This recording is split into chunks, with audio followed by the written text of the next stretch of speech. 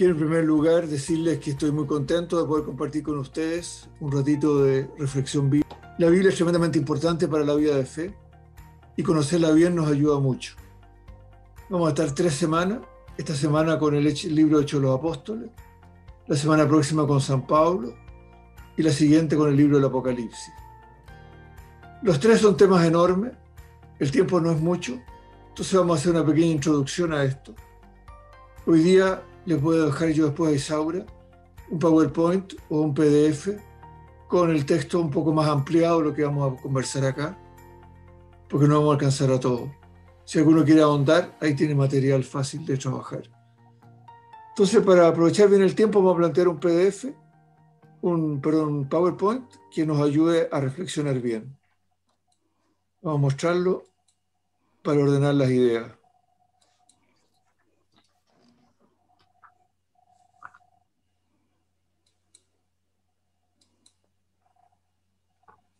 Eso, vamos a trabajar sobre el libro de Hechos de los Apóstoles en este curso de formación bíblica.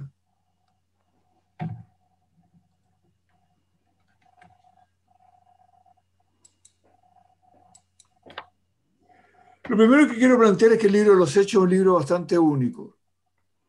Es el único libro del Nuevo Testamento que tiene este género literario, ser Hechos de los Apóstoles. Es un libro que es la segunda parte del Evangelio de San Lucas.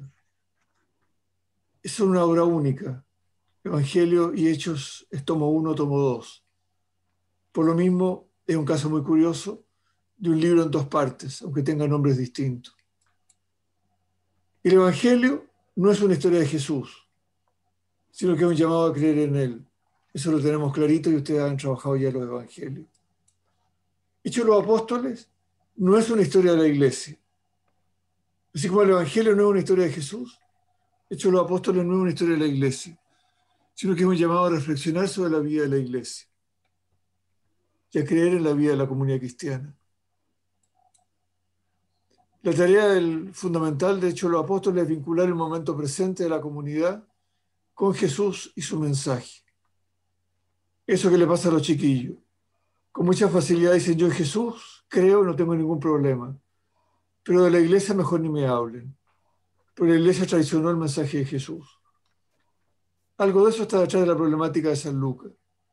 ¿Cómo mostrar que la iglesia del momento presente es una iglesia en continuidad con la que fundó Jesús?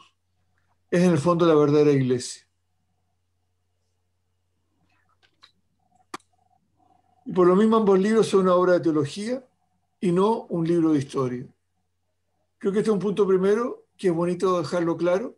Es un hecho único este libro, con este género literario que se llama Hechos de un personaje, y que no es un libro de historia, sino un libro de teología. Para entenderlos, por lo mismo es indispensable referirse a la iglesia del tiempo de Lucas. Si estos son los acentos, ¿qué pasaba con la iglesia del tiempo de Lucas?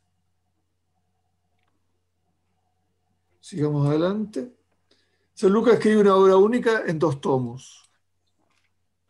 Se expresa esto claramente en el inicio de los 2 libros. Es el Evangelio. Muchos han tratado de relatar ordenadamente los acontecimientos que se cumplieron entre nosotros, tal como nos fueron transmitidos por aquellos que han sido testigos desde el comienzo, servidores de la palabra. Por eso, después de informarme cuidadosamente de todo lo que desde los orígenes, yo también he decidido escribir para ti, excelentísimo Teófilo, un relato ordenado, a fin de que conozcas bien la solidez de las enseñanzas que has recibido. A Lucas lo que le interesa es un relato ordenado, habría que ver qué significa para él el orden, y que tiene que ver con la firmeza de la enseñanza recibida, que es una enseñanza válida, fundamentada, importante. Y en Hechos de los Apóstoles comienza igualito. En mi primer libro, es decir, el Evangelio, querido Teófilo, me refería a todo lo que hizo y enseñó Jesús desde el comienzo, hasta el día en que subió a los cielos después de haber dado, por medio del Espíritu Santo, sus últimas instrucciones a los apóstoles, que él había elegido. De aquí viene el tema de Hechos. Después de su pasión, Jesús se manifestó a ellos dándoles numerosas pruebas de que vivía. Durante 40 días se les apareció y les habló del reino de Dios. Después de resucitar, Jesús aparece a los discípulos y habla del reino. Y esa lectura del Señor, ese mensaje del Señor resucitado, es parte del mensaje de Jesús también.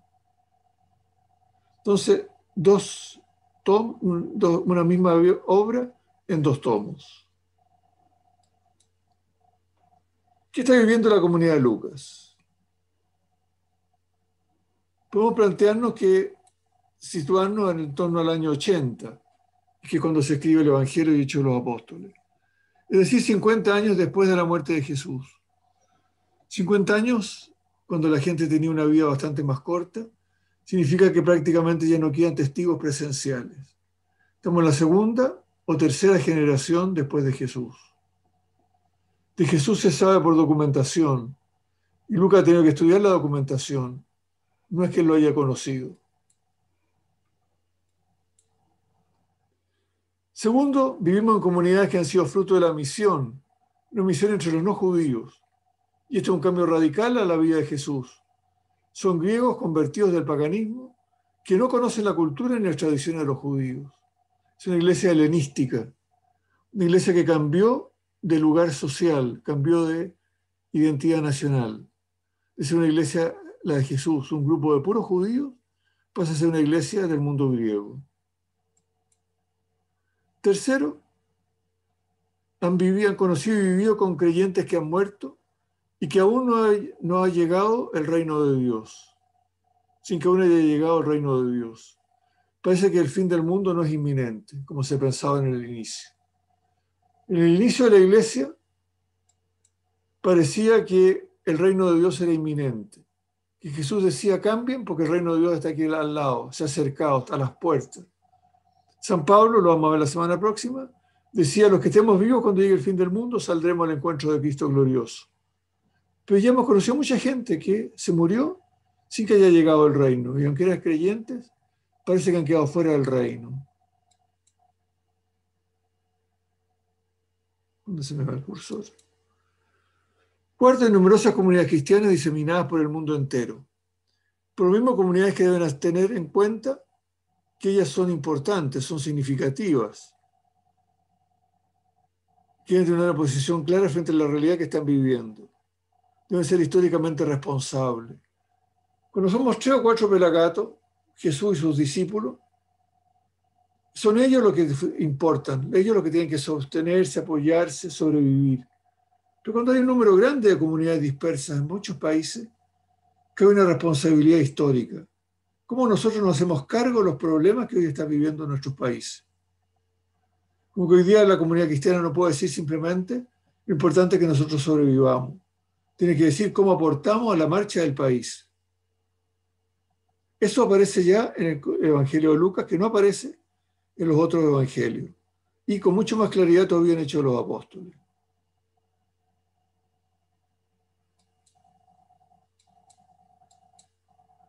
El pasado, el ministerio de Jesús, enteramente un asunto del pasado, del pretérito histórico. Y el fin, con la llegada del reino de Dios, parece estar aún muy lejos. San Lucas echa el tiempo de Jesús al pasado y el tiempo del reino al futuro, y abre el espacio para la vida de la iglesia. Es decir, ya no basta con vivir en el ínterin, en este tiempito breve que hay entre Jesús y el reino, sino que hay que vivir serenamente, responsablemente lo que está pasando. En este sentido ya no basta con hablar de Jesús solamente, porque lo que importa es la vida de la iglesia que está hoy día en medio nuestro, no solo lo de Jesús. ¿Qué está viviendo la comunidad de Lucas? Hagamos el resumen.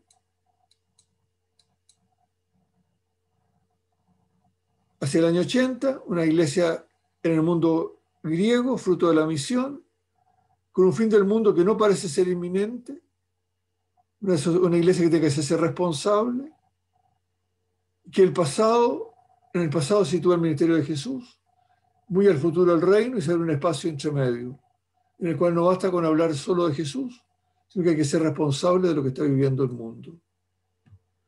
¿Qué es lo esencial de la propuesta lucana? Imaginarse la vida cristiana como un camino, pero hay que tener en cuenta, tener claramente presente el punto de partida que es Jesús. y el destino final, que es el reino de Dios. La iglesia es parte del ministerio de Jesús, tiene un futuro en el reino, pero por ahora, por este tiempo, es el camino del reino. Segundo, fundamentalmente mantener viva una vida cristiana, que permita hacer bien el camino, mantenerse activos, vigilantes, cuidar como hermanos de los otros caminantes. Este es el punto crucial de Lucas. Tenemos un camino y en el camino hay que hacerse cargo unos de otros. No es el entusiasmo de los que van partiendo, ni la alegría de los que llegaron a la meta. Es el tiempo de los caminantes. Ese es el tiempo de la vida cristiana. Para que la propuesta sea creíble, Lucas debe responder a dos problemas fundamentales. ¿Cómo es posible que la promesa de Dios, ofrecida en primer lugar a Israel, parezca haberse quedado frustrada y ahora la salvación esté ofrecida a los paganos? Dios desde siempre llamó a Israel para estar en el amor de Dios. Pero cuando llega Jesús, parece que Israel no acoge a Jesús y el Evangelio, en cambio, está ofrecido a los paganos. Veremos que ese es un tema en Hechos de los Apóstoles muy importante. Y segundo, ¿qué vínculo hay entre la iglesia actual y el ministerio de Jesús? ¿Son la misma cosa o hay un quiebre? ¿Son legítimos los cambios que ha habido o son traición a la intención primera de Jesús? La iglesia de Jesús era judía y la iglesia de Lucas es helenística. La iglesia de Jesús practicaba las prácticas judías clásicas, la circuncisión, el sábado, formas de oración en el templo. La iglesia de Lucas no practica la circuncisión, no respeta el sábado, no va al templo de Jerusalén. Y así podemos seguir enumerando cosas. ¿Eso es legítimo o no? ¿O hay que volver a respetar el sábado, como dicen los sabatistas? ¿Hay que volver a la circuncisión? ¿Hay que volver a las prácticas alimenticias? ¿O es legítimo haber cambiado? Y para responder, Lucas hace esta obra en dos tomos. ¿Qué dijo Jesús? ¿Y cómo vivió la iglesia de los tiempos primitivos? ¿Qué cosa ha continuado y qué cosa ha cambiado? Esta es una obra global muy bien estructurada. Esto es lo último que decimos del conjunto para sumergirnos en Hechos de los Apóstoles. Una obra situada que parte por el Evangelio, que tiene tres grandes momentos. Se los habrán planteado ya. La aplicación del reino en Galilea, que es el tiempo de la gloria inicial. Todo es perfecto en Galilea. Luego en el tiempo del viaje desde Galilea a Jerusalén. El gran viaje inicial del ministerio de Jesús. Y tercero, está el ministerio en Jerusalén, el tiempo de la Pascua, del sufrimiento y del dolor. Termina todo con la ascensión, todo centrado en Jerusalén. Comenzamos después de Hechos de los Apóstoles con la ascensión, de nuevo, se repite dos veces. Y vamos al libro que tiene el esquema inverso. La iglesia de Jerusalén, que es el modelo ideal. El camino hacia Jerusalén, desde Jerusalén a Antioquía, que es el primer desplazamiento, la primera gran misión. Y tercero, la misión de Pablo, desde Antioquía a Roma, el universalismo y el martirio de los apóstoles. ¿Se fijan ustedes que son tres esquemas, tres pasos que son inversos en una obra y en otra? Desde la Galilea a Jerusalén, desde Jerusalén a Antioquía y de Antioquía al fin del mundo, que es Roma, el centro del mundo. Vamos a trabajar Hechos de los Apóstoles mostrando estos tres pasos como momentos distintivos del libro. Entonces, larguémonos en Hechos de los Apóstoles, trabajando algunos textos principales del libro de los Hechos. ¿Vamos bien hasta aquí o no? ¿O alguno quiere plantear alguna cosita?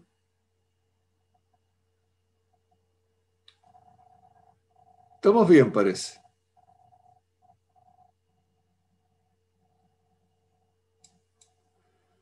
Hechos de los Apóstoles comienza con el siguiente inicio en el capítulo 2. Al llegar el día de Pentecostés, 50 días después de la Pascua, una fiesta judía, estaban todos reunidos en el mismo lugar. De pronto vino del cielo un ruido semejante a una ráfaga de viento fuerte que resonó en toda la casa donde se encontraban. Entonces vieron aparecer unas lenguas como de fuego, que descendieron por separado sobre cada uno de ellos. Todos quedaron llenos del Espíritu Santo y comenzaron a hablar en distintas lenguas, según el Espíritu les permitía expresarse. Un trastorno, viento, ruido, y baja un Espíritu Santo que baja como fuego, viento fuerte y lenguas de fuego, por separado en la cabeza de cada uno de los apóstoles.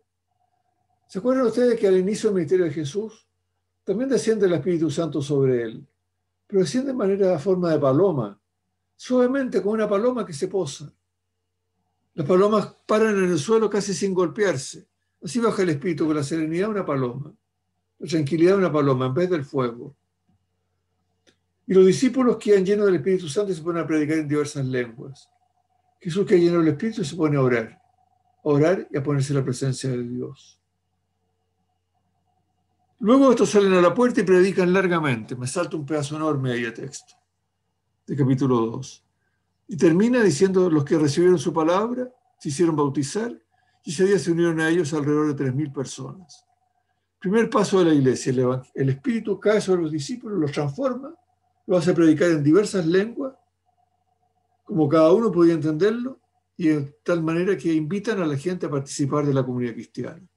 Se le unen 3.000, que no es poca cosa.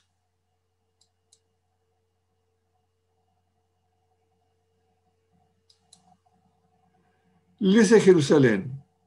El verdadero protagonista del libro de los Hechos de los Apóstoles es el Espíritu Santo. Por él comenzamos. Él actúa cayendo sobre los apóstoles, que impulsa a la comunidad a superar el miedo y experimentar la vida nueva de la resurrección. La saca del encierro en que vive. Estaban encerrados y el Espíritu le abre las puertas. No sabían hablar y les enseña a hablar en todas las lenguas. Y tercero, el Espíritu Santo acompaña a la comunidad en cada paso nuevo que ella da. Y a los misioneros en sus itinerarios misionales. Le pide que vayan a ciertos lugares y no los deja entrar en otros lugares. Porque esta es la tarea del Espíritu, guiar a la comunidad cristiana. Entonces el verdadero protagonista no son los apóstoles. Diciendo más teóricos, si fuera clarito el título, habría que decir Hechos del Espíritu Santo, acciones del Espíritu Santo. Acciones del Espíritu Santo en la vida de los apóstoles. De eso vamos a ir revisando cada vez más, que aparece con claridad.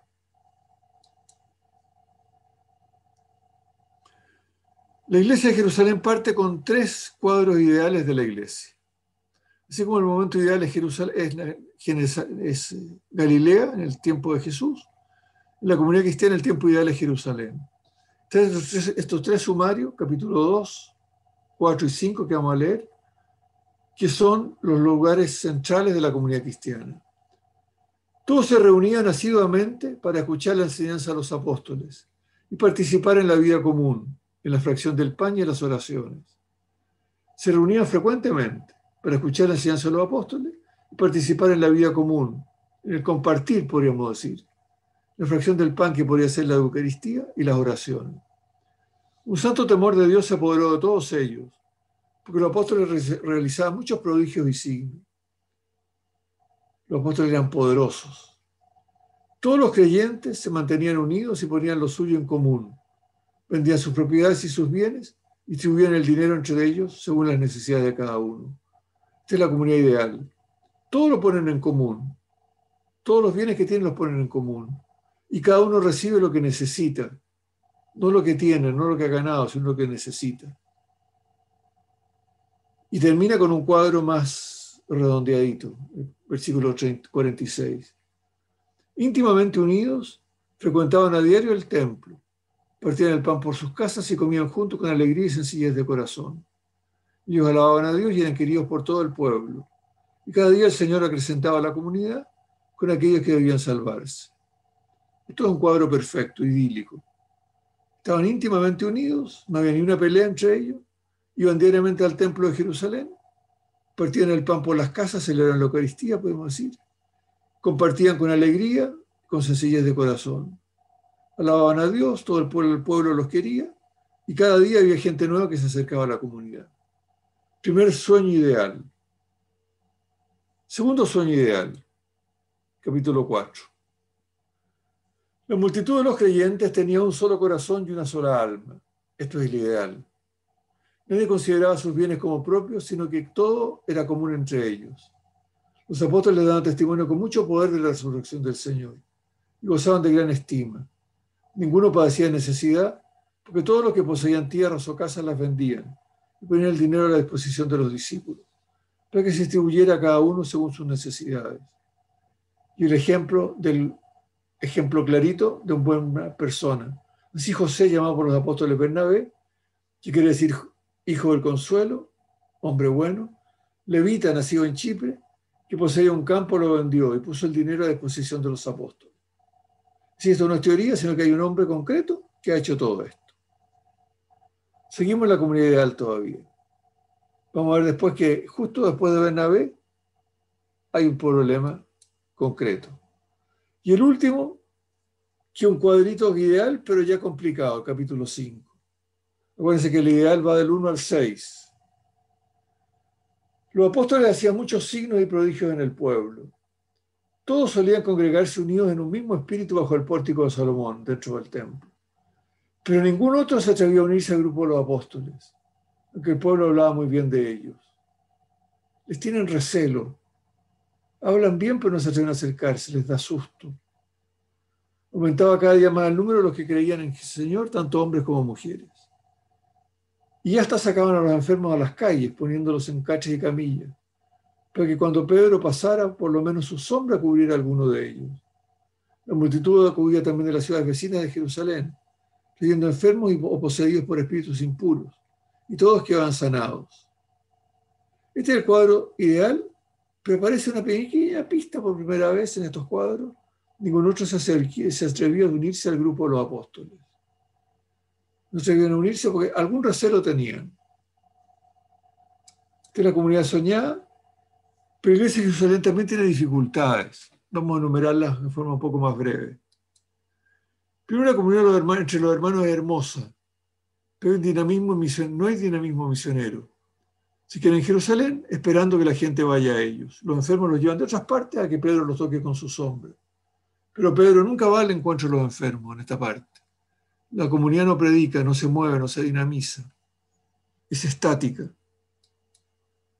Segundo, Pedro y Juan son enjuiciados por sanar a un paralítico.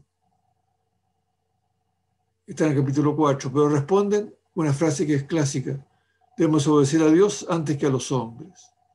Se zafan muy bien del problema, maravillosamente bien. Y la gente los trata en el tribunal bastante bien. Les dicen que no hablen más, pero ellos dicen, igual tenemos que obedecer a Dios. Luego, en el capítulo 5, son arrestados por los saduceos del Sanedrín. Pero los apóstoles igualmente son liberados por la sabia intervención del maestro fariseo Gamaliel. Fíjense ustedes que ustedes vieron la parte social del Nuevo Testamento, de la Biblia. Los saduceos son un grupo de personas exactamente el contrario de los fariseos. Los saduceos son los conservadores, los tradicionales religiosamente hablando, los ricos, los con poder político, y los fariseos son los sencillos, los estudiosos de la ley de Dios, los más renovados teológicamente. Los saduceos quieren condenar a los discípulos y Gamaliel interviene. No vaya a ser que estemos luchando contra Dios. Ahí están los textos. Porque si esto es de Dios, no sacamos nada con luchar con él. Si no es de Dios, se va a acabar solo. Y los dejan ir. No es la comunidad ideal tampoco, porque algunos entre ellos no participan de la verdad, en verdad de la vida común y engañan. Inmediatamente después del personaje José, llamado Bernabé, que ha vendido su campo y lo ha puesto a pie de los discípulos, vienen Ananías y Zafira que dicen, también vendimos nuestro campo y aquí traemos la plata. Pero no la traen toda, traen una parte. Se guardaron una parte para ellos, por si acaso. El discurso de los discípulos es durísimo, los trata de mentirosos, de engañar al espíritu, y terminan muriendo los dos, atropellados por el espíritu. Pero es claro que la comunidad no todos son coherentes. Dicen una cosa y hacen otra. Por último, al inicio la comunidad es querida por todo el pueblo, pero al final ninguno se atrevía a integrarse al grupo. Se da cuenta que la comunidad trae problemita. Es estática, comienzan a sufrir juicios, comienzan a ser arrestados, comienzan a verse envueltos en debates políticos, el conflicto entre fariseos y saduceos. No es la comunidad ideal porque hay gente que traiciona y el pueblo además comienza a distanciarse de la comunidad. Todo esto desemboca en una crisis interna dramática. La vamos a leer detallando algunas cositas, porque estamos abriendo paso a la segunda etapa, el capítulo 6. La comunidad que va a moverse de Jerusalén a Antioquía. Porque en Jerusalén se produce un conflicto tremendo que está expresado en Hechos 6. En aquellos días, como el número de los discípulos aumentaba, Los helenistas comenzaron a murmurar contra los hebreos, porque se desatendían a sus viudas en la distribución diaria de los alimentos. Esto a ustedes no les puede significar poco, pero es un problema crucial. Los helenistas son la gente que vive acerca del mundo griego, los que han salido de Jerusalén y se han abierto a espacios distintos. Y los hebraizantes, los hebreos, son los tradicionales, los conservadores, los centrados solo en Jerusalén y solo en Israel. Y estos que son como el grupo más ancestral del lugar, comienzan a discriminar a los helenistas. Los discriminan, discriminando la parte más débil de los helenistas, las viudas. No les dan comida. Entonces, la comunidad cristiana ideal no es tan ideal porque está atravesada por el conflicto político que divide el mundo judío, los helenistas y los judaizantes. Y el mundo judío que divide también a la comunidad cristiana, las opciones políticas, se transforma en peso, en discriminación de la parte más débil de la comunidad. No es que pelean los campeones políticos, sino que discriminan a las viudas. Es como si uno dijera hoy día la comunidad cristiana es ideal, la comunidad cristiana todos somos hermanos, todos nos llevamos bien, todos creemos en Cristo. Pero de repente la comunidad cristiana se divide en algunos casos, porque aquí están los tradicionales, los conservadores, y acá están los avanzados, los radicales, los de la derecha y la izquierda. Y la comunidad cristiana, que era un sueño, se divide entre los de derecha y los de izquierda. Y peleamos. Y peleamos y no somos verdaderos discípulos de Cristo, sino que somos de derecha o de izquierda. Y el que manda discrimina al otro. Los apóstoles se toman conciencia del problema. Convocan a los discípulos y les dicen: no es justo que descuidemos el ministerio de la palabra para ocuparnos de servir las mesas. De preferirle, hermanos, que se busquen ustedes mismos 7 hombres de buena fama, llenos de Espíritu Santo y de sabiduría. Hace falta tener buen criterio. Y nosotros los encargaremos de esta tarea. De esta manera podremos dedicarnos a la oración y al ministerio de la palabra. Está clara la propuesta de los discípulos. Y van a hacer una cosa muy grave. A los discípulos van a agregar, a los 12, van a agregar otro grupo de 7. 12 es un número judío, 7 es un número griego. Establece una nueva jerarquía, una jerarquía paralela a los 12, que no está en los evangelios. Por ninguna parte Jesús establece los diáconos. La asamblea aprobó la propuesta y eligieron a Esteban, lleno de fe y del Espíritu Santo, a Felipe, a Prócoro, a Nicanor, a Timón, a Pármenas y a Nicolás, prosélito de Antioquía. Los presentaron a los apóstoles y después de orar les impusieron las manos, los ordenaron. Son 7, número griego, y tienen nombres todos griegos, no hay nombres judíos. Felipe es un nombre griego, amigo de los caballos. Prócoro, Nicanor, Timón, Pármenas, Nicolás. En la Biblia no encuentran esos nombres, están en personajes griegos. Hay un Nicanor malo que actúa en tiempo de los macabeos, pero justamente un malo que viene del mundo griego. Y otros son de Antioquía, fuera de Jerusalén. Primera vez que no aparece la palabra Antioquía y vamos a ver que va a ser subfundamental. Sí, la palabra se extendía cada vez más y el número de los discípulos aumentaba considerablemente en Jerusalén y muchos sacerdotes abrazaban la fe. Este es el grupo que nos faltaba: saduceos, fariseos y sacerdotes. Hemos visto que antes los atacaban los saduceos y los defendían los fariseos. Acá parece que los saduceos, que son sacerdotes en mucha medida, también se acercan a la fe. Pero la comunidad cristiana está trizada, atravesada por un conflicto social, un conflicto político, un conflicto sociológico, no un conflicto de fe. Los helenistas y los griegos. Los apóstoles tratan de hacer una cosa paralela, los 12 y los 7. Y en adelante nos van a tocar la actividad de los 7, el paso a una iglesia dinámica. Los diáconos, vamos a llamarlo así para simplificar la cosa de los 7, no se dedican a servir las mesas, sino que a predicar en espacios nuevos. Se ponen patúos y salen a los lugares donde nunca los apóstoles habían ido. Esteban el primero se queda en Jerusalén y bate con los miembros de la sinagoga de los libertos. No va al templo, se va a la sinagoga. Los apóstoles no han ido nunca a la sinagoga. Y muere apedreado por los del Sanedrín, por la tradición judía, el poder judío, por una acusación muy grave por hablar contra el templo y contra la ley de Moisés.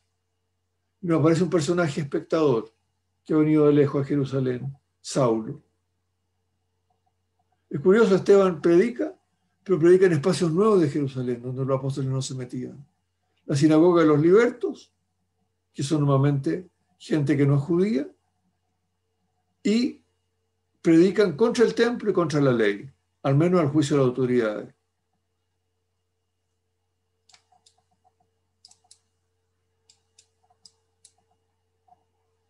¿Por qué no me mueve? El segundo diácono Felipe se va a la región de Samaria, una región donde no hay judíos. Entonces son los samaritanos, ni se hablan con los judíos. Felipe se va a una misión entre los samaritanos. Y allí encuentra a Simón el mago, al cual convierte, un mundo nuevo respecto de Jerusalén, un mago no judío, y al etíope que va leyendo, un etíope que ha venido al templo de Jerusalén, iba de vuelta a su tierra, iba bajando, iba leyendo al profeta Isaías. Y Felipe se lo explica y lo bautiza. Se atreven a meterse con los libertos, a hablar contra el templo y la ley, se atreven a ir a la región de Samaria, de no judíos, convertir a un mago y a un etíope. Estamos aventurándonos en terrenos peligrosísimos. El Espíritu prepara tiempos nuevos mediante la conversión de Saulo, en el capítulo 9. Saulo, que nos han presentado arriba, en el 7, se convierte en el 9. Se convierte cuando va a Damasco a llevar preso a los cristianos. Y nos enteramos que los cristianos ya han salido más allá de Samaria, se han ido a Siria. Y Pedro se va a la región costera, a la región de la costa de Palestina. Pedro, que también estaba en Jerusalén. Y el Espíritu, en una visión, lo desafía a ampliar su mentalidad a fin de acoger al centurión Cornelio, acoger a un romano. Y ustedes se acuerdan de la visión, que es doble. Primero a Pedro le bajan una sábana desde el cielo llena de animales impuros. Y le dicen, come. Y Pedro dice, ¿pero cómo voy a comer eso? Son animales impuros, animales que comen los romanos. Y el Espíritu le dice, no llames impuro a lo que Dios ha hecho puro. Y Pedro dice, bueno, tendré que comer cosas que no están prohibidas por la ley de Moisés. Y va a haber un paso fundamental, que es bautizar por primera vez a paganos. Pedro no quiere bautizar a Cornelio, porque no se bautiza a los no judíos. Y de repente el Espíritu cae sobre Cornelio. Y el Espíritu se posesiona de Cornelio. Y Pedro dice, si tienen lo más, que es el Espíritu, que se lo ha dado Dios, ¿cómo no le doy lo menos, que es el bautismo? Y los bautiza. Fíjense ustedes que los dos diáconos, y Pedro también, se largan en una tarea aventurera. Partir en Jerusalén con la gente mal vista, pese a los marginales de Jerusalén, abrirse a las regiones de Samaria y a la gente distinta, a Simón, al etíope, irse a la costa y atreverse a romper el esquema mental de los animales impuros y romper el esquema mental de que solo los judíos pueden recibir bautismo. Y eso lo hace Pedro, cabeza de la iglesia. Dos personajes que van a tomar el peso del hecho de los apóstoles, Saulo y Pedro. Se va consolidando una nueva realidad eclesial. Después del viaje del misionero de Pedro, él retorna a Jerusalén y debe dar cuenta a quienes lo critican duramente por lo que ha hecho, señalando que no podía oponerse a la acción de Dios. Lo llaman al orden. Él cuenta feliz lo que le pasó y le dicen, pero ¿cómo has hecho cosas que están prohibidas? El conflicto se resuelve con que Pedro explica largamente todo y dice el texto, después de escuchar estas palabras se tranquilizaron y alabaron a Dios diciendo, también a los paganos ha concedido Dios el don de la conversión que conduce a la vida. Es la novedad que están descubriendo los conservadores de Jerusalén, que están espantados por lo que Pedro está haciendo. Se tranquilizan y dicen, si Dios le ha concedido la conversión que conduce a la vida, tendremos que aceptarlo. Pero todavía están paralizados.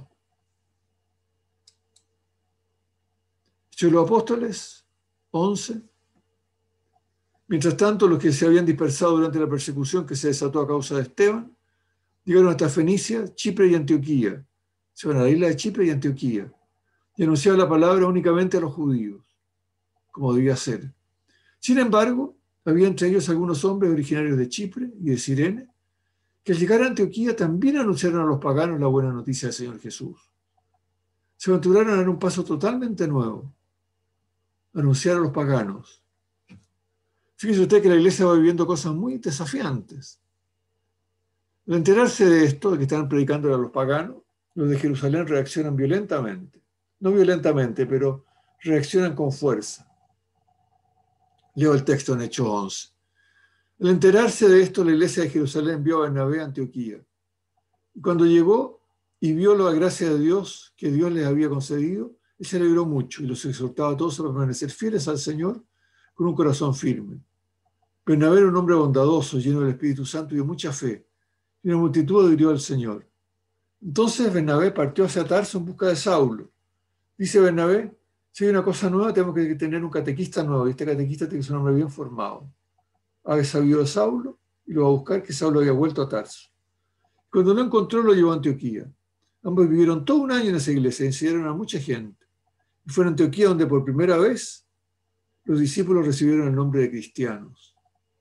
Hay una aventura apoyada por Bernabé y Saulo. Saulo, que comienza a predicar una manera nueva de entender el cristianismo, que se traduce en un nombre nuevo, una diferencia. Hasta ahora eran judíos que hacían cosas un poco extrañas, pero eran judíos. Y ahora comienzan a tener un nombre nuevo, seguidores de Cristo, discípulos de Cristo. Un mapita para que vean de dónde estamos. Estamos en, creo que se ve el puntero que yo tengo. Estamos en Jerusalén, aquí abajito. Se traslada a la iglesia de Antioquía, aquí arriba. Van a buscar a Pablo a Tarso, que está aquí al frente. Han predicado en esta región. Pedro ha predicado en la costa. Han ido a Chipre y se han movido por este sector. De aquí estamos avanzando en esta iglesia que está haciendo el tránsito para pasar de Jerusalén a Antioquía. Y después pasará de Antioquía a todo este mundo entero hasta llegar a Roma, donde encontrará el centro del mundo. Eso ha hecho los apóstoles, este proceso de ampliación del universo del mundo eclesial.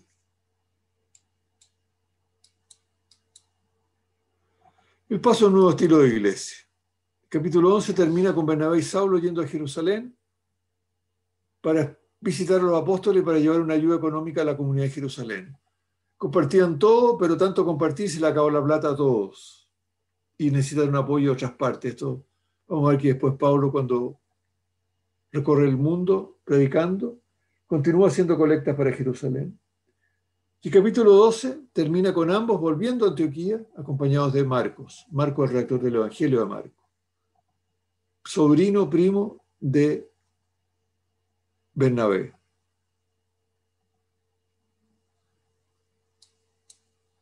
Capítulo 12 narra la prisión de Pedro en Jerusalén. Su milagrosa liberación por un ángel. Creo que lo conocemos del episodio. Y al terminar la liberación se va a vivir a Cesarea, una ciudad de los romanos. Quizá algo que tenga que ver con el centurión Cornelio podría ser. Deja Jerusalén, Pedro. Preámbulo que estamos en un paso nuevo. Se narra al final del capítulo 12 la dramática muerte de Herodes, que actúa como un rey y se muere comido por los gusanos. Y estamos con nuevos actores y nuevos lugares geográficos. Ya no son los apóstoles de la iglesia estática de Jerusalén, sino Bernabé, Pablo, Pedro, Antioquía, la costa, Cesarea. Y estamos dando el tercer paso. Primero del 1 al 5, Iglesia de Jerusalén, el modelo ideal estático. 6 al 12, el camino de Jerusalén hasta Antioquía, primer desplazamiento. Y el 13 al 28, la misión de Antioquía a Roma. Universalismo y martirio. Vamos bien acelerado, pero si me permiten, quiero ocupar unos 5 minutitos más para mostrarles algo de esta tercera etapa. Y ahí dejamos un espacio para conversar. ¿Se puede? Si nadie reclama, se puede. Capítulo 13, la tercera etapa comienza con un texto crucial, nuevamente un texto del Espíritu. En la iglesia de Antioquía había profetas y doctores, Una cosa nueva que no había aparecido nunca, profetas y doctores. No discípulos, sino una cosa nueva, misiones nuevas en la iglesia. Entre los cuales estaban Bernabé, Simeón llamado el Negro, Lucio de Cirene, Menahem, hermano amigo de infancia de Tetrarca-Herodes, y Saulo. Son profetas y doctores. Un día, mientras celebraban el culto del Señor y ayunaban, el Espíritu Santo les dijo: resérvenme a Saulo y a Bernabé para la obra a la cual los he llamado. Y después de haber ayunado y orado, les impusieron las manos y los despidieron. Los envían en misión, mandados por el Espíritu que los escogió. Saulo y Bernabé, enviados por el Espíritu Santo, fueron a Seleucia y de allí embarcaron a Chipre, y al llegar a Salamina anunciaron la palabra de Dios en la sinagoga de los judíos. Y Juan Marcos, colaboraba con ellos. Este es el paso nuevo que está dando la iglesia. Desde Antioquía surgen roles nuevos, profetas y doctores, a los cuales el Espíritu los escoge y los lanza a la misión. Capítulo 6 teníamos un grupo nuevo, los 7 diáconos, que son los lanzados a la misión por el Espíritu también, Bernabé y Felipe. Y toda la iglesia parte en misión, una misión localizada en el entorno, hasta que nace la iglesia de Antioquía, con los que han arrancado con la persecución. Y en Antioquía se genera un nombre nuevo, cristiano. Ese nombre nuevo tiene que partir de una misión nueva, con Bernabé y Saulo. Fíjense ustedes que el primero de todos es Bernabé, más que Saulo. Al inicio es el más importante. Dos textos que son cruciales, se los vamos a dejar marcaditos nomás para la disputa en Antioquía. Alguna gente que viene de Samaria, viene de Jerusalén, de Judea, le enseñan a los discípulos que la verdadera tradición se está perdiendo, como en el día de hoy. Y que si no se hacen circuncidar, según el rito establecido por Moisés, no van a poder salvarse. Y esto provoca una agitación tremenda. Pablo y Bernabé discuten vivamente con ellos. Y se decía que ambos vayan a Jerusalén a explicarles lo que está pasando. Han venido a Jerusalén a inquietarnos y a reprocharnos que si no hacemos las viejas cosas, nos vamos a condenar. Se establece una asamblea en Jerusalén, conversan con ellos, partieron algunos de los miembros de la secta de los fariseos que habían abrazado la fe, y dijeron que era necesario circuncidar a los paganos convertidos y obligarlos a observar la ley de Moisés. Los apóstoles y los presbíteros se reunieron para deliberar este asunto. Estamos en un conflicto, entendemos la fe de maneras distintas. La asamblea tiene un largo tema de acuerdo y establecen una carta. Y dicen en la carta: los apóstoles y los presbíteros saludamos fraternalmente a los hermanos de origen pagano que están en Antioquía, en Siria y en Cilicia. Y habiéndonos enterado de que algunos de los nuestros, sin mandato de nuestra parte, han sembrado entre ustedes la inquietud y provocado el desconcierto, la misión trae costumbres nuevas que desconciertan, hemos decidido de común acuerdo elegir unos delegados y enviárselos junto con nuestro querido Bernabé y Pablo, los cuales han consagrado su vida al nombre de nuestro Señor Jesucristo. Por eso les enviamos a Judas y a Silas, quienes transmitirán de viva voz este mismo mensaje. Y este es el mensaje.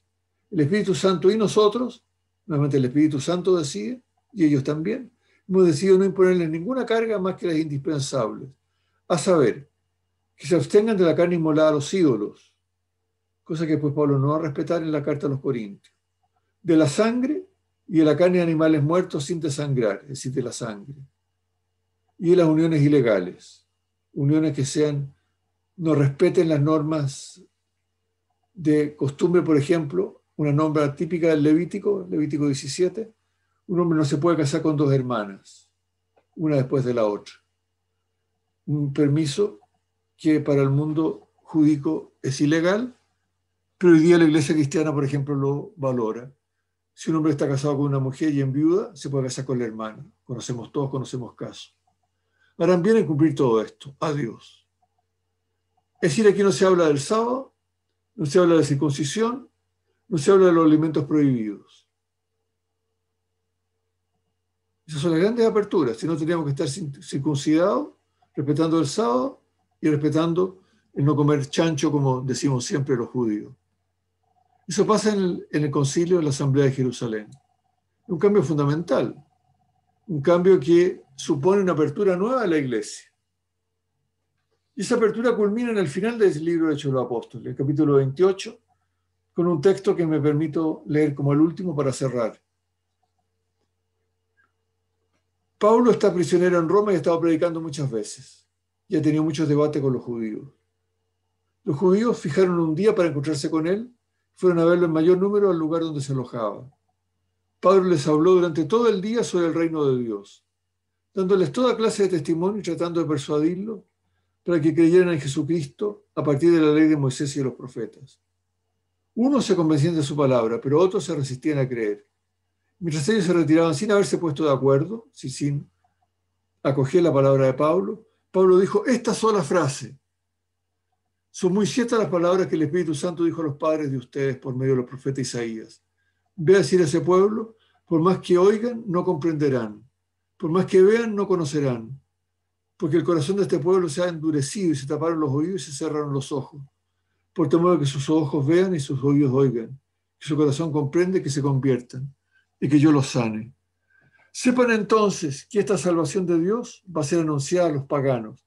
Ellos sí que la escucharán. Y esto cierra el libro de Hechos de los Apóstoles. El Evangelio estaba destinado a ustedes, pero ustedes se cerraron, no comprendieron, no oyeron, no quisieron cambiar como la iglesia ha tenido que cambiar. Ha tenido que desplazarse a Antioquía y Antioquía ha tenido que cambiar un montón de costumbres.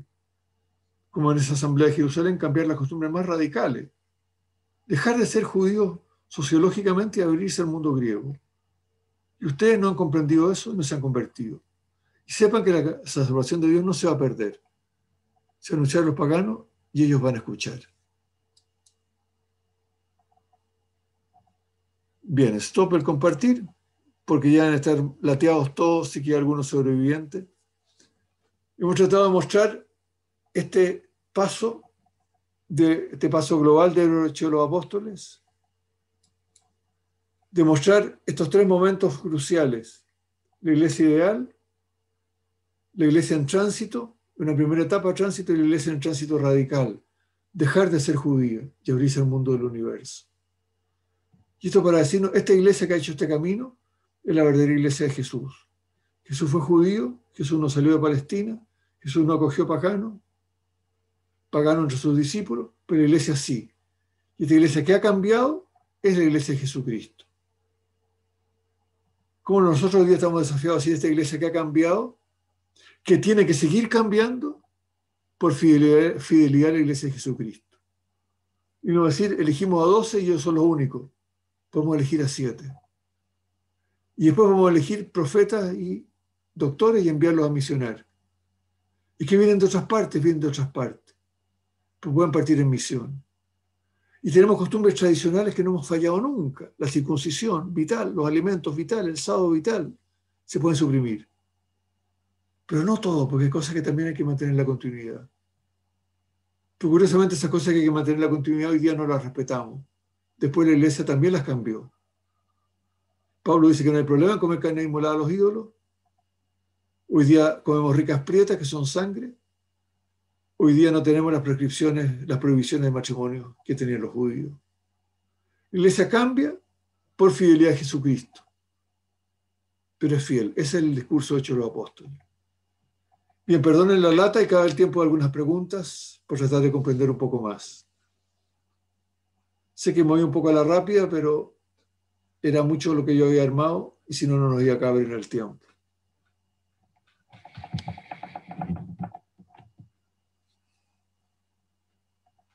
Se acostumbran a repartir estos textos, yo se los puedo enviar a la Isaura un minuto más y los reparten. Atrévanse a preguntar, todas las preguntas son válidas. Recuerden que en el signo abajo, donde están los 3 puntitos, dice más, está la manito, la levantan para que el soporte les libere el micrófono y puedan hacer las consultas. Ahí hay una, padre. Don Jorge Avendaño.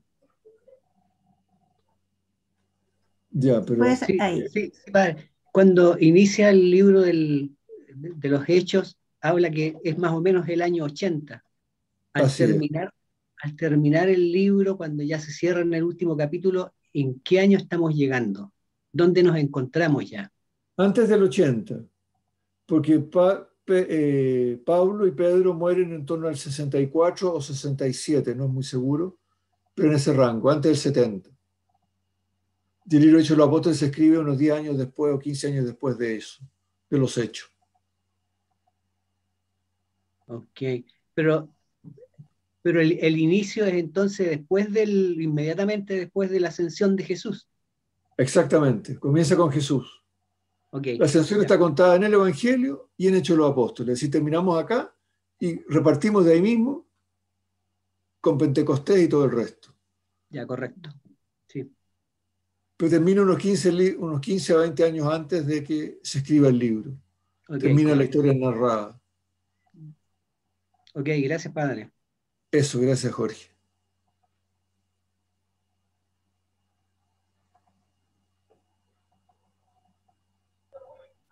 Padre, ¿cómo se produce el cambio de apóstoles a después llamarse cristianos? Lo menciona usted en su... Se produce, no sabemos más que lo que dice el texto. Aquí hay un nombre nuevo. Y cristiano significa seguidores de Cristo. Es como colocolino, seguidor de Colo-Colo, digamos. Cristiano es partidario de Jesucristo y no grupo judío que espera el reino de Dios, como era hasta antes. Discípulos de un maestro, sino seguidores del maestro. Porque un buen rabino tenía discípulos también. Pero Jesús es más que un buen rabino. Es el Señor. Y eso lo descubren en Antioquía. Una ciudad muy grande. Antioquía es una tercera ciudad del mundo en ese minuto, del mundo occidental por lo menos. Roma es la más grande y después está Alejandría y Antioquía, con las dos más grandes, en torno a 500.000 de habitantes. Una judía grande. Y ahí se produce esta especie de cambio de mundo y una ciudad muy griega en su pensamiento. Hay más manos levantadas. Sí. Humberto. Presente. Cuénteme, don Humberto. Oiga, padre, dentro de su exposición no escuché, digamos, una relación, o sea, cómo se relacionó o se juntó Pedro con Pablo. En circunstancias de que hasta murieron juntos, digamos. Claro. Tenía dos afirmaciones más, digamos que. La otra que, bueno, ahí mismo dicen, no sé si en los Hechos era o en Lucas, en que les decían a los cristianos después, le decían los del camino. Eso es Lucas. Claro, por Lucas. No Pero en es Hechos de los Apóstoles también, ciertamente. Claro. Y de ahí se cambiaron, lo empezaron a llamar cristianos porque hablaban de Cristo. Así es. Y la tercera, o afirmación o algo, es que en realidad aquí después de la exposición suya, uno, y leyendo también se nota claramente, de que todo es cíclico, porque hoy día estamos viviendo exactamente lo mismo de lo que está planteado ahí, y que es salir de la iglesia, digamos, y misionar de distinta manera ahora como podría ser en esos tiempos, porque la tecnología nos permite otras cosas, pero es que tenemos que abrir caminos como iglesia a la participación de la gente y nosotros dar así como decía Jesús, yo soy el camino, soy la vida, bueno, mostrar el camino ese de tal manera de que con eso damos una dirección para que la gente vaya optando hacia dónde ir avanzando para poder llegar a lo que es completamente el Evangelio. De acuerdo, Humberto. Y el gran desafío es atrevernos a anunciar la palabra a gente que la consideramos mal, a gente desamparada, a gente que ni siquiera nos dirigimos. Y atrevernos a predicarle la palabra a los de la sinagoga de los libertos, a un etíope, a un centurión romano, a los no judíos. Atrevernos a predicar la palabra a la gente que miramos mal. Y en torno a la relación Pedro-Pablo, está planteada en Hechos de los Apóstoles, pero del 13 en adelante se centra fundamentalmente en Pablo. Pedro casi desaparece completamente. Por eso no aludí mayormente a él. Y Pedro actúa en la Asamblea de Jerusalén, porque, para decirlo en términos muy simples y políticos, hay una derecha, que es la Iglesia de Jerusalén, que nunca queda en una derecha conservadora que queda en Jerusalén, que nunca queda en manos de los discípulos, sino que queda en manos de la familia de Jesús, de los hermanos de Jesús, esos que aparecen en la lectura que nos hicieron al inicio. Una izquierda más radicalizada que es Pablo y el mundo helenístico, y un centro que busca mediar entre los dos lados que es Pedro. Pero trata de juntar a los de Jerusalén con la óptica paulina. Pedro no es paulino estrictamente, pero los acoge. Pero los acoge tratando de integrar en la comunidad eclesial con los que vienen de Jerusalén, que son de armas tomar, digamos. Son como estos cardenales que hoy día protestan por todo, esos cardenales europeos. Entonces Pedro es el mediador de este conflicto, como hasta el día de hoy también. Esa es la presentación de Hechos de los Apóstoles. Después tiene una pelea Pedro-Pablo, pero eso aparece en la carta a los Gálatas, no está en Hechos de los Apóstoles. El famoso incidente de Antioquía. La carta a los Gálatas, capítulo 2. A ver, Ambrosio, que está con la manito levantada también.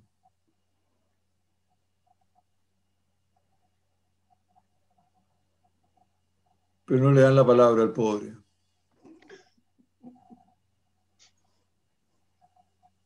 Tiene que desmutear. Ahí sí. Hola, padre Eduardo, gusto de saludarle y a toda la Igualmente. asamblea.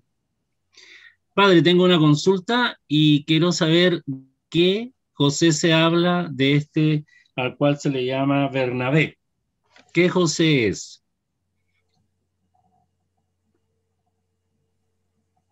No. Es un José que aparece en Antioquía. No hay muchos Claro. más datos de él. No es Bernabé el que acompaña a Pablo. Ah, Bernabé es un nombre común. Es un nombre Bernabé es común, un nombre común. un nombre común, sí. Vale. Y Eso porque significa, de pronto estaba como confundido por San José, el no, carpintero. no, No, nada que ver con San José Carpintero, ni nada que ver con José, hermano de Jesús, que aparece en la vale, lista de los hermanos. ya. Ni nada que ver con Bernabé, el... El hermano de Jesús. Sí, pues un hermano de Jesús, de esos que leíamos recién atrás. Claro. Ni nada que ver con el Ya. Bernabé, discípulo que saca a Pablo a luz, que apoya a Pablo. Padre, y el tercer proceso de la iglesia es la iglesia que se adapta a los tiempos que se van presentando. Adaptarse parece una palabra fea. Es una iglesia que Sí, se ¿por deja qué? desafiar porque sería como acomodarse, Mm. ser corcho, Ah, como flotar. Ya, como flotar. Pero la cosa es que las experiencias nuevas, desde la fe, nos muestran realidades nuevas de la obra de Dios. Y cuando hay realidades nuevas, hay que aprender a mirar de cosas de manera nueva. Una familia, pongamos un ejemplo dramático, una familia tiene un hijo, tiene toda la esperanza en el hijo y el hijo se le enferma, tiene un accidente y queda inválido e inconsciente por años. La familia tiene que reformarse. claro. No puede decir nosotros estamos organizados así. Hay un hecho nuevo, inesperado, que tiene que reformarse completamente. La realidad va haciendo a la iglesia experimentar realidades nuevas y tiene que cambiar su mentalidad. Claro. Todos se habían circuncidado, Jesús los circuncidaron al octavo día, todos los apóstoles eran circuncidados. ¿Pero por qué vamos a circuncidar a los griegos? ¿Por qué no vamos a ser judíos? ¿Y no lo dejamos ser griegos? Y Jerusalén va a decir, sí, pueden ser griegos. Y hoy día nadie se circuncida por obligación de fe, digamos. Gracias, padre. Súper.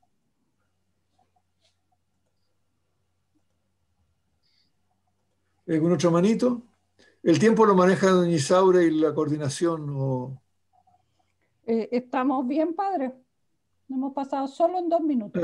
Julio tiene una manito levantada, Julio Abello.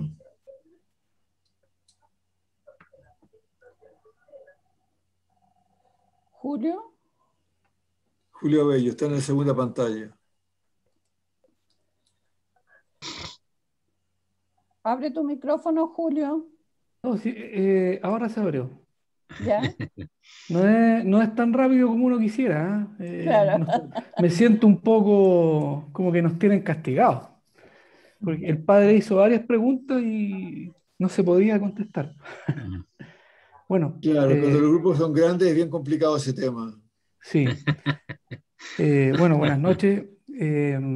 Sí, quería hacer una pregunta. Acá en la presentación hay toda se empieza a ver que hay no, puede ser un choque entre dos culturas, entre dos mundos que empiezan a convivir. Entonces, Hay un choque. hay, sí, efectivamente, en realidad hay un choque. Entonces, hay una pregunta que a mí siempre como que me cuesta respondérmela, que es el hecho de que si la religión católica es pagana, porque siempre, bueno, la religión judía dice que sí, porque efectivamente somos paganos. Y yo, No, nosotros somos paganos cristianos, salvo que alguno de la asamblea aquí sea de familia judía. Los demás somos todos paganos cristianos, provenientes del paganismo. Y la iglesia acogió muchas normas del paganismo, muchas prácticas paganas, porque el paganismo no era la pura maldad. El paganismo era otra manera de vivir la fe en el único Dios. Eso que dice, que no lo aludí, que es muy importante en el discurso de Pablo en Atenas, diciendo, centro del mundo pagano, diciendo, hay un altar al Dios desconocido, de ese Dios yo les vengo a hablar. Ese Dios que ustedes ya reverencian, porque de alguna manera ya lo han conocido. Entonces no hay una oposición radical entre judío y paganismo. Como dice la carta a los Efesios, Jesús derribó el muro que los dividía y hoy día somos todos un mismo pueblo. Cuando uno se integra con otro, aporta lo suyo. Los paganos aportan sus miradas, sus enfoques, sus planteamientos. Hay gente que se escandaliza y dice, si la iglesia, qué sé yo, puso el nacimiento de Cristo el 25 de diciembre, Día del Sol Invicto, que es una festividad pagana. Sí. ¿Por qué iba a ponerlo en la festividad judía de la Pascua? O en otra parte. claro, En el yo sentido, siempre si digo, Dios es el creador de todos, Dios está presente en la obra de todos también. claro, es que se sataniza un poco o se entrega como un mal concepto el paganismo. Se entrega como un mal concepto, exactamente. Claro. Por eso yo insistía en una pregunta anterior, que no es acomodarse en un sentido malo de la palabra, sino que es acoger la novedad. Y hoy día estamos desafiados a una cuestión nueva en este plano. Todo el mundo del Oriente, todo el mundo del budismo, del hinduismo, del taoísmo, que son llenos de sabiduría, ¿no le tienen que asignar al cristianismo? Unos 10 o 15 años atrás me decía un jesuita, la mitad de los estudiantes jesuitas que hay en el mundo son de la India. Y nos van a traer planteamientos nuevos. San Ignacio era vasco, pero ahora todo este mundo de jesuitas de la India, algo nos van a aportar. No sé qué, pero algo distinto van a aportarnos. Claro. Pues San Ignacio tenía lo vasco como con todo lo bueno y lo malo que se pueda tener, digamos.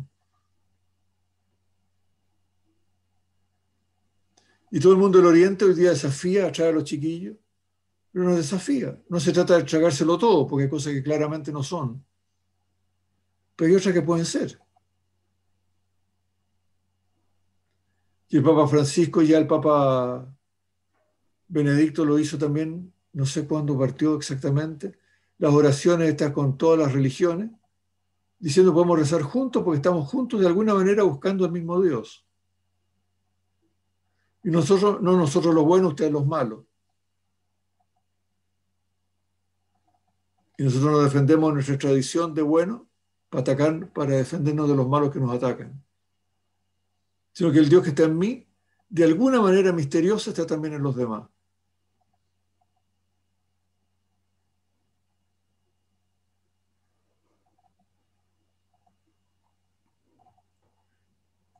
Bien, pero no sé si hay manito, manito nomás ahí. De Roberto Salgado, tiene manito no de figura, sino de mano verdadera.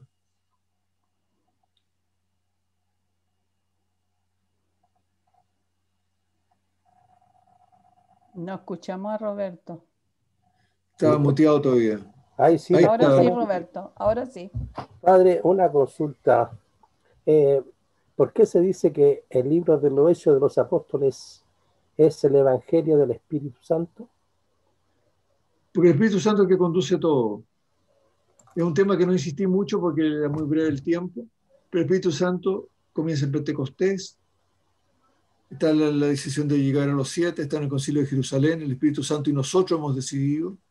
El Espíritu Santo dice, sepárame a Bernabé y a Saulo para enviarlos en misión. Y cuando van en misión Bernabé y Saulo, el Espíritu les va permitiendo entrar en una ciudad, no entrar en otra, los guía a tal parte. En ese sentido, la obra del Espíritu que va conduciendo la vida de la iglesia. Y la iglesia no es que tenga que ser fiel a, como por decirlo así, mecánicamente a lo que Jesús enseñó. Lo que tiene que ser fiel al Espíritu que está en Jesús. Y ese Espíritu se va desarrollando en obras nuevas. Ese es el desafío de Lucas. Como algunos puristas que dicen teníamos que hacer exactamente la iglesia que Jesús dijo. Pero es que no, pues, estamos en el año 2000.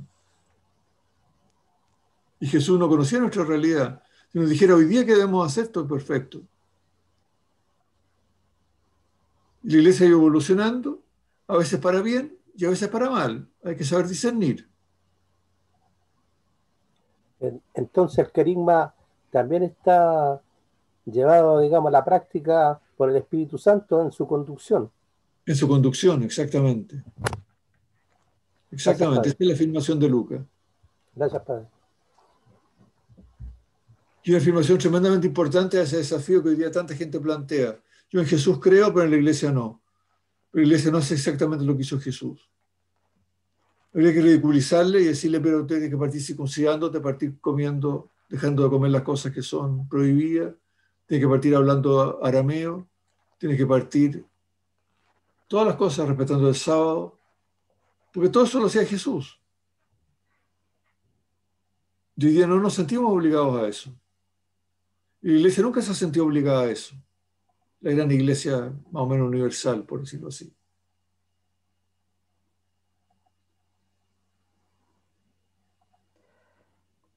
¿Estamos entonces? Porque Jesús habló arameo, Jesús no habló latín. Jesús habló arameo. Después del arameo se pasaron al griego. Hasta el siglo V toda la iglesia habló griego. Era la liturgia toda en griego.